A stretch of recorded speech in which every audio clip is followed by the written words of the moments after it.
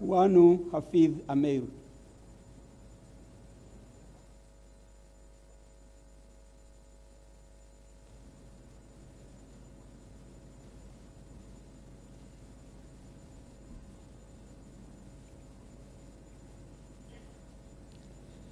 Mimi Wanu Hafidh Ameir naapa kwamba nitakuwa mwaminifu kwa Jamhuri ya Muungano wa Tanzania na kuitumikia kwa moyo wangu wote, na kwamba nitaihifadhi, nitailinda na kuitetea Katiba ya Jamhuri ya Muungano wa Tanzania kwa mujibu wa sheria iliyowekwa.